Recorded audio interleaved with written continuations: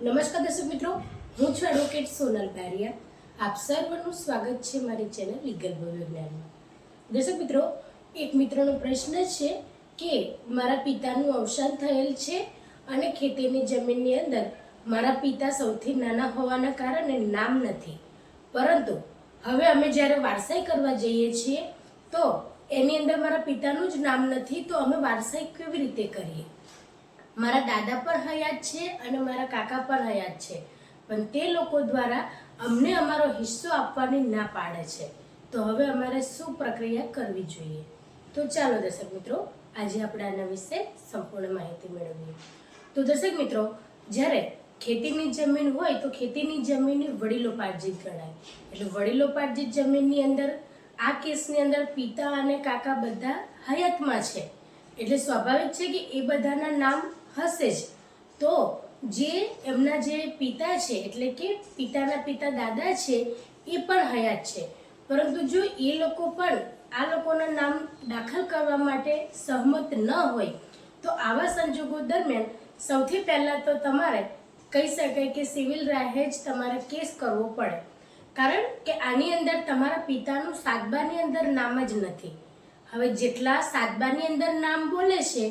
એ લોકો તમારા નામ દાખલ કરવા માટે સહમત નથી. મોટાભાગે એવું હોય છે કે જો સાતબાની અંદર જે વ્યક્તિનું નામ હોય અને એ વ્યક્તિનું અવસાન થાય છે તો તમે જ્યારે એ વ્યક્તિનો તમે વારસાઈ કરાવો છો તો એના જે સીધી લીટીના વારસદારો છે તેમના નામ તમે વારસાઈ દ્વારા દાખલ કરી શકો છો. તેમાં તમારે જે પણ અરજદારો છે તેમની સહમતિ લેવાની જરૂર રહેતી નથી. જો એ લોકોની સહમતિ ન હોય તેમ છતાં પણ જે અરજદારનું અવસાન થાય છે એ અરજદારની વારસાઈ દ્વારા મરણનો દાખલો રજૂ કરીને અને એ વ્યક્તિનું નામ નીકળી જશે અને જે એના વારસદારો છે એમના પત્ની, બાળકો, એ બધાના નામ આપોઆપ પછી ચડી જાય છે વારસાઈ કરો છો તેવા સંજોગોમાં.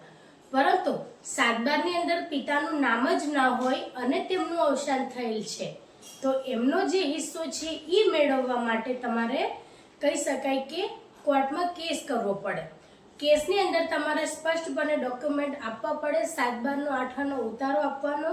અને સૌથી મહત્વની બાબત એ છે કે તમારે પેઢીનામા દ્વારા એ સાબિત કરવાનું છે કે જે દાદા અત્યારે હાલમાં જીવિત છે એ દાદાનું પણ પેઢીનામું બનાવવાનું કે એમના કેટલા સંતાનો છે. એની અંદર તમારા જેટલા કાકા હોય, ધારો કે 2 કે 3 કાકા હોય તો 2 કાકા હોય એમનું નામ અંદર દાખલ થયેલું હોય સાતબાની અંદર, તમારા પિતાનું નામ દાખલ ન થયેલું હોય, તો જે દાદા તમારા છે એમના સંતાનોનું પેઢીનામું બનાવવાનું છે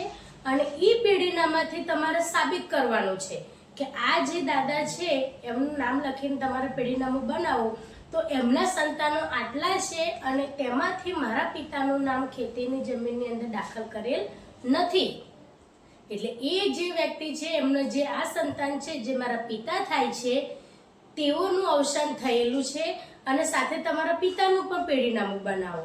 પછી જણાવો જે અરજી છે તેની અંદર કે આ જે વ્યક્તિ છે મારા પિતા છે અને એમના અમે વારસદારો છીએ, તો એમનું નામ સાતબાની અંદર દાખલ કરવા માટે અને તમારા ભાગનો જે હિસ્સો છે અથવા તમારા પિતાજીનો જે હિસ્સો છે એ હિસ્સાની અંદર અમને અમારો હક જોઈએ છે,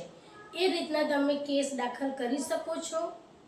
અને એ રીતના તમારો જે સાબિતી થશે અને પુરાવા તમે જે રજૂ કરશો એના આધારે તમે 100% કેસ જીતશો, કારણ કે જે પેઢીનામાની આધારે તમે સાબિતી કરશો કે આમના આટલા દીકરા છે તો પછી જે સંતાનો હોય એમને ખેતીની જમીન જો વડીલોપાર્જિત હોય તો એની અંદર બધાનો એક સમાન અધિકાર રહે છે. એ કોઈ પણ ઘરેલું કોઈ મામલો હોય અને એના આધારે જો તમારા પિતાનું નામ દાખલ ન કરેલું હોય અથવા કોઈ અન્ય કારણ હોય કે જેના લીધે તમારા જે પિતા છે તેમનું નામ દાખલ ન કરેલું હોય તો એવા સંજોગો દરમિયાન તમે આ રીતના કાર્યવાહી કરી શકો છો. બીજી બાબત એ પણ છે કે તમારા જે કાકા છે એ લોકોના નામ જો તમારા જે પિતા છે એમના પિતા એટલે કે તમારા દાદાએ હયાતીની અંદર હક દાખલ કરેલો હોય તો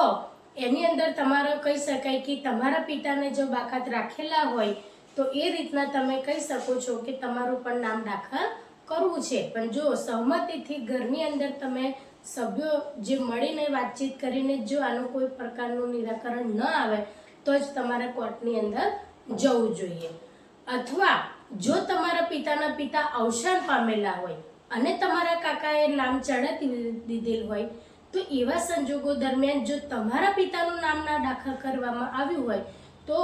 એની અંદર જો ખોટું પેઢીનામું આપ્યું હોય તો કોર્ટ કેસ કરતા પહેલા સૌથી પહેલા તો જે પેઢીનામું ખોટું રજૂ કરેલું છે એની ઉપર જ તમારે વાંધા અરજી કરવી જોઈએ.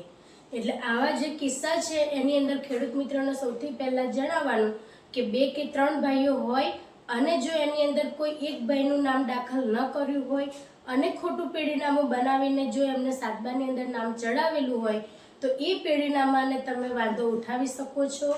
અને એની અંદર તમે તમારો હક માંગી શકો છો. પરંતુ તમારા પિતાના પિતા હયાત હોય અને જો તેમને હયાતીની અંદર બાકીના દીકરા દીકરીઓના નામ સાતબાની અંદર ચડાવ્યા હોય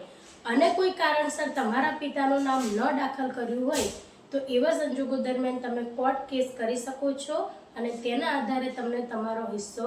મળવાપાત્ર રહેશે. તો દર્શક મિત્રો, આ જ રીતના ઇન્ફોર્મેટિવ વિડીયો મારા ચેનલના માધ્યમથી તમારી સમક્ષ રજૂ કરતી રહું છું. જો તમને વિડીયો સારો લાગ્યો હોય તો તેને લાઈક કરજો, શેર કરજો અને ચેનલને સબસ્ક્રાઈબ કરજો.